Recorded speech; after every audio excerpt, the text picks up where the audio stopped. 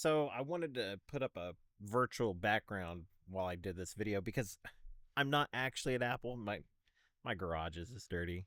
So um this is kind of cool. This is something that I've been putting together. I've had all week off. All last week I had off. It was amazing to be away to kind of reset and kind of do the things that I need to do and take some time for myself.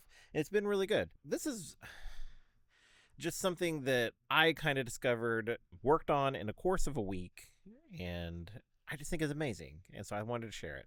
So, one of my hobbies, and not a lot of people know this, or maybe some of y'all do, but I love researching and talking about true crime.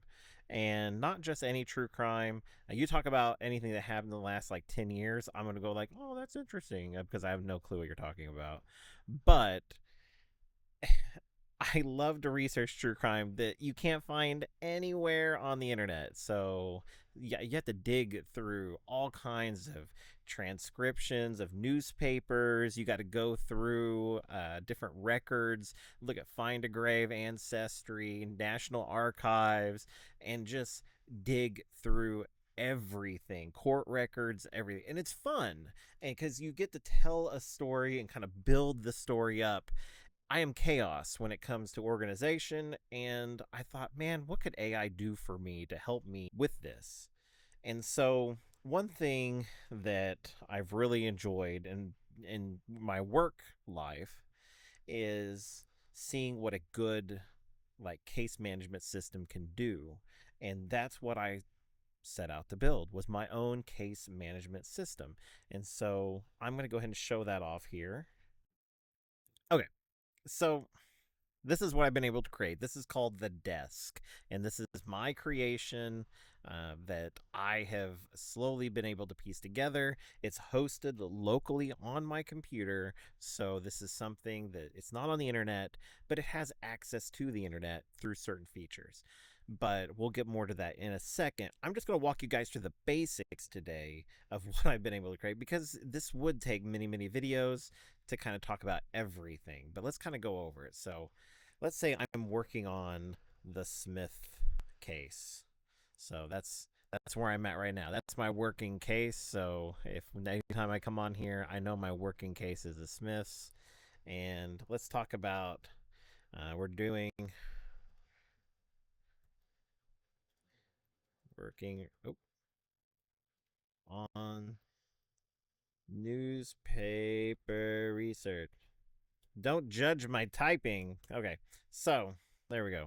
We're currently working on newspaper research. So now anytime I go on here, I can see my case notes and I go, we're working on a case. We need to do our newspaper research. So I could go over here, click on newspapers.com, pull up some newspapers here, and then start my newspaper research. Kind of pick up where you can see my tabs here. So this is kind of where I start going. So bandit shoots, operator.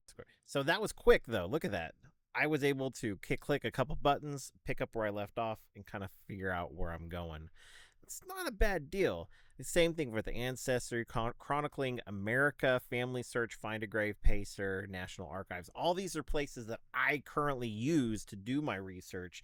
So now they're all at a tip of just hitting a button and it pulls up a Chrome tab. And that is fantastic to me. Now, I don't know anything about coding. AI did this, but I was the driver of this, which is how do you explain that? I was trying to explain to a friend of mine, because my friend is like, well, you did none of the coding, so you didn't really create this. And I was like, well, in a way I did, because I'm driving the car that is doing this. I did come up with a really stupid way to explain to him. I said, you're a horse, you pull the buggy, and you're mad now that the car is a thing and people are driving around in cars. Now, did that person drive the car, or did the car drive them there? They're actively driving that car and getting them there. Now, AI may have done the coding work on this, but I drove it to create this the way I wanted it and set it up exactly how I needed it. Case an example here is the case files. Now, this is where I do all of my research. This is my case management system here. So When you click on the case files, it's going to go ahead and prompt me to select a folder. Now I'm selecting case files because this is the folder that all of my case files are in. So I select it, I allow it, and again, this is not online. None of this is online right now. All of this is just housed locally in my computer. So here is these true crime cases here. These are my active cases. This is actually a test case. This is not real. So if you ever go through and try to look these up, it's not real. Now I'm going to show you two shots near Adams because this is my first full case that I've been working on myself. So this one, it has newspaper archive, people and profiles, images and evidence, or evidence and images, investigator notes, map. So you can create a map. This is actually really cool. Something I just added not too long ago. So you can kind of piece together things on a map and kind of tie the story together that way. And then a full timeline that really kind of shows everything piece by piece. But first, we're going to look at the newspaper archive. So when I add an article, I can go through, I can choose a file, and it'll actually auto-populate a lot of this information because I have my files set up in a certain way. But I transcribe the newspaper articles and I put them here, the headline here, the article here, and then everything else.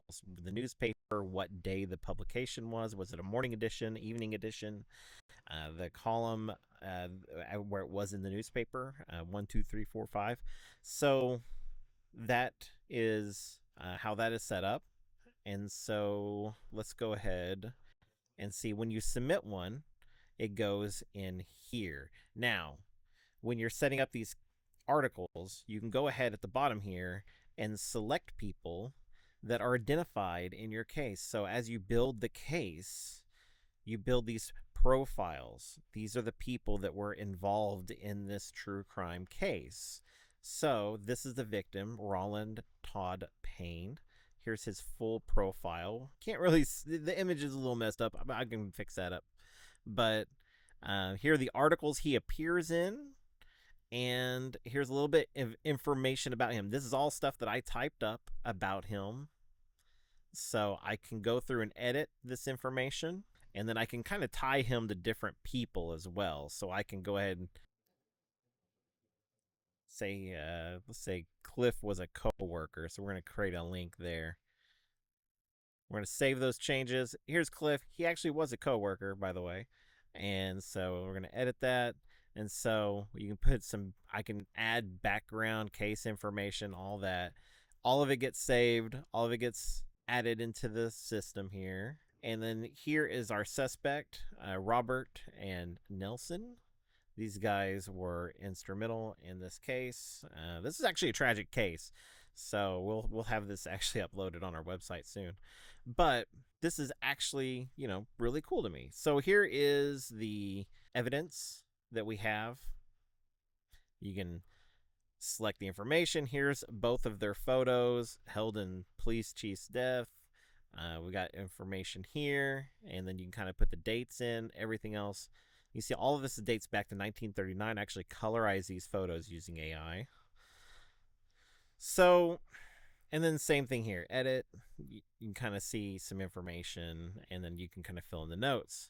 So, kind of neat. So as I'm doing my true crime research, I can kind of take my notes. This is me starting the case, investigation day 2, juvenile justice. I wrote up a little thing just about juvenile justice, how it was in 1939, what I notice is different, and there's some things that I think is interesting about how things are evolving.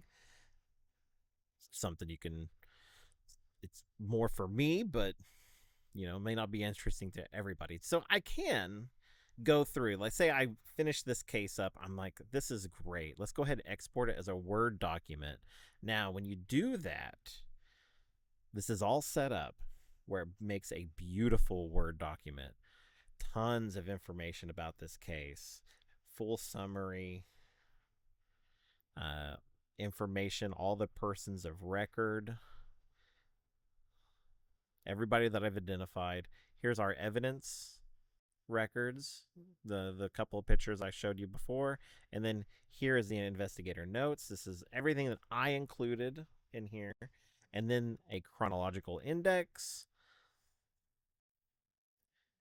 along with the newspapers that kind of go along with that. Now, these are all in order. So this is November 9th, 1939, November 11th, 1939, and we'll probably have a few November 11th. And then you kind of see how the case will evolve over time. So now I've got all this information. I got the newspapers going all the way down to like the 1940s, where the later 1940s, 1944, where Robert actually escapes from prison. So it's kind of cool, you know? And so now I have all this baseline of things that I have. Then I go back and start doing more research and build up more evidence and add to the timeline, and then I can go through and build my map out and kind of show how everything is going. Now, mind you, the program that runs this map, I don't know how that works, but it's all open source, and this was something that the AI was able to figure out and was like, hey, you could use this program. This is something you could use, and it built it for me. And so I specified what I wanted. It created a whole way I could do drop pins, and I could just drop a pin somewhere and then start building out information. It knows the latitude, longitude, and then I can connect it to other pins. And then it starts building out those maps like you see in the movies where you got all the pins all over the pin board. That's really cool. That's something that I want to see in a true crime research case. This is fun. And so this really kind of makes it interesting for me more than anything. I'm the person that's going to see this stuff, not other people. So these are the active cases that I have right now. These are inactive cases. These are all the podcast episodes that I've done in the past. These are not all of them, but a lot of them. And I went ahead and loaded these all up into the system. I can make them active again, and then I could go through and finish out like the research and get all the news articles in there correctly. And I kind of build one each out one by one. Now, this is my leads section, and this is built like post-it notes. So I thought this was actually a really neat way to do this. And I explained to the AI what I wanted. I said, I love post-it notes. I have them everywhere. I want them stuck on the screen. And that way, you know, when you do newspaper research, I see other crimes that's reported in the paper. It's not something I'm currently researching, but, you know, I see Walter Meeks. And when I'm researching a case in 1921, I say he murdered Jim Lawson. That's what they're saying. So I can just add a new lead. I could type it in. I could say Jim in the year 1945 ran away with a sheep. And I could save that lead right there. Boom, Jim, 1945, ran away with a sheep. That's pretty cool. So I can go through, delete that. No one wants to hear about how Jim ran away with a sheep. Come on. So now I got user tips. Now you might be wondering what a user tips are. This is a whole other system that I'm building out right now, because this is all connected to a website that I have started building called Section 29. So let's go ahead and edit Section 29. So right now, if you go to section29.com, you'll see the Hargrove Estate murder. Let's actually go over there right now. Section29.com. All right, so here it is. So the Hargrove Estate murder. You can go through, click on it. It looks just like my case management system. Now you'll notice it's missing a few features because you don't need all the features. But if you want to go through and read this case, you can.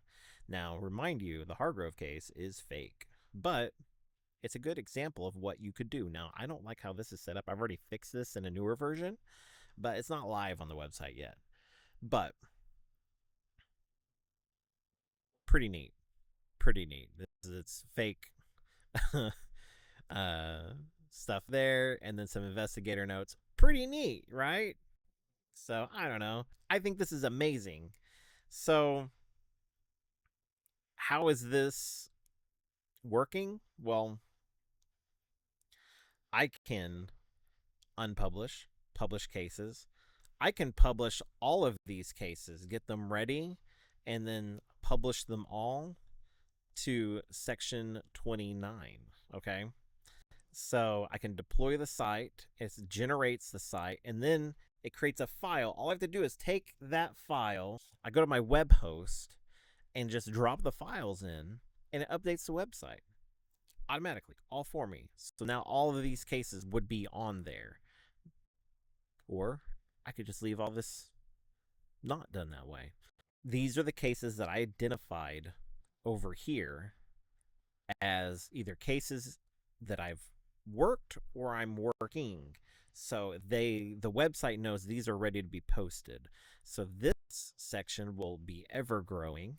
This section is my inactive files, and it'll be ever growing. And I can kind of like page this out where it's not like you have to go through all of them, but like I can see the cases in front of me. This is what I have to work through, get them ready to publish. So pretty cool. Now, there's a lot of features here. We'll go back in another video and talk about all of this, but we have some other things that we need to work on. And let's go ahead and close these out. Let's go back to the desk. Now, with the desk, the newspaper sorter is a very basic program. What it does is I select a folder.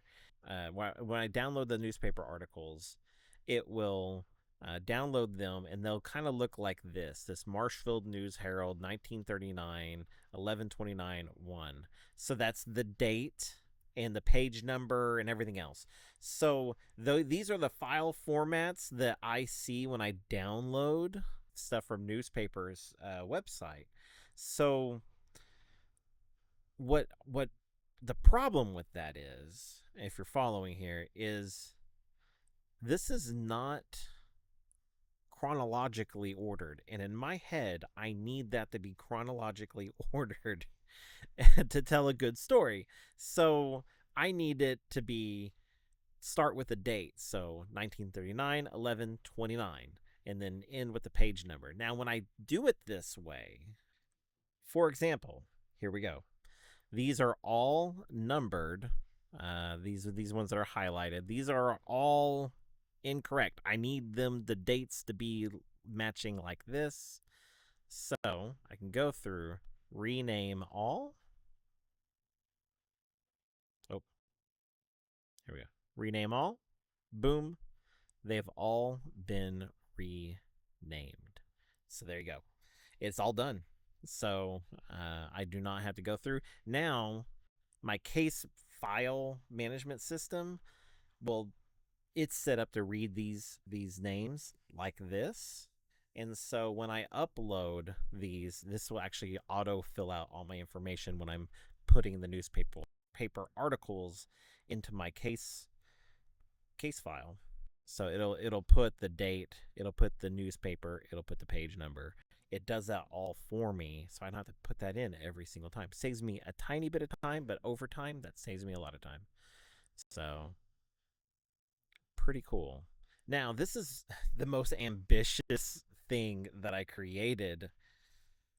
So this is a application that um we're only going to like go through this a little bit, but because I do podcasting and I like to make videos. Okay, so it is going to transcribe my my video. Now, this is a video editor that I've created. I can click around in the video using the words. I can zoom in and say, there's an right there. I don't like that. I can cut that out.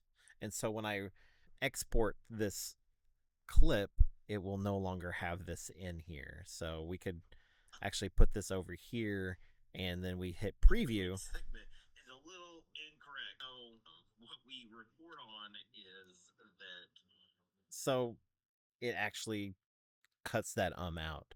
And it also goes through, it'll look for anything that is a filler word. So actually, like things that basically I say a lot. So it will actually go through and tell me that I'm, that I said these words and I need to fix it. So pretty cool. I can go through, select a whole bunch, cut them out. It will cut them out of this timeline right here. Now, it will still show it here, but not much I can do about it right now. Something I'm working through. I also have a create clip feature where I can go through, select parts of this, and add it to sections, and I can actually create clips of a video as well. It all works really well. I'll make another video on this later, and actually I'm going to edit this video with this editor that I've created. Now, do you want to know what it took me to make this editor? It took me a day.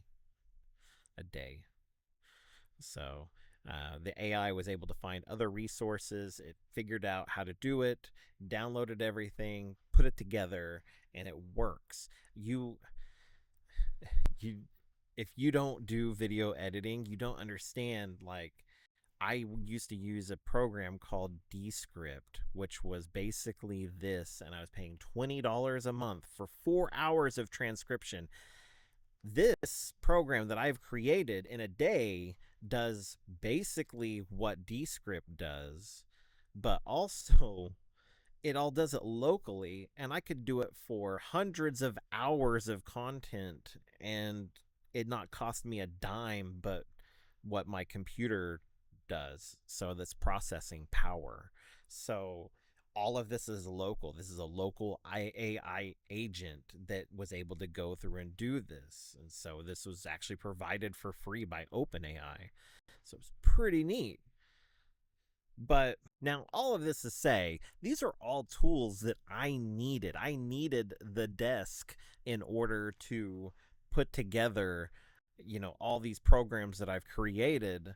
And I created a case management system to keep myself organized. And I do a lot of editing, and I hate the way some of my editors are set up, even though I pay monthly fees for them and they don't do exactly what I wanted. Well, then I created a program that does exactly what I need it to do at a level that I need it. And I created a newspaper sorter because I just needed to rename some files, and I needed to do it a lot quicker than me doing it bit by bit. And so overall, these are all things that really help me out. This is all stuff that's made my productivity more better.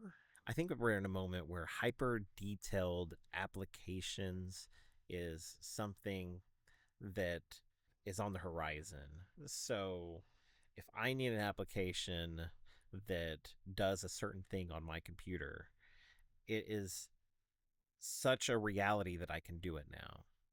And if I've been able to make this case management system for me, imagine what 10 of me could do designing a case management system for a state government, or designing a case management system for anything like nonprofits or whatever. Imagine what 100 people could do, you know.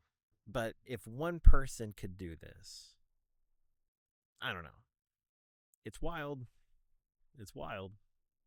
This is a fun video. I'm going to make more.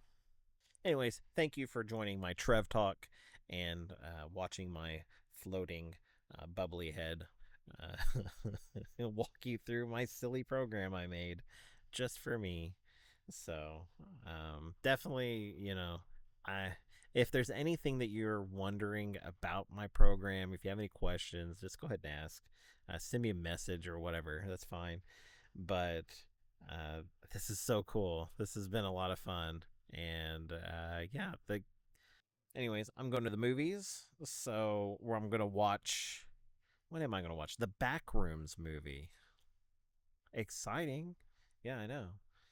Anyways, I have no clue what it's about, but we're going, and that's half the fun. So, as I say on my cruising podcast, you're unique, you're special, and you are loved. You have a good day. Thank you for watching. If you made this far, congrats.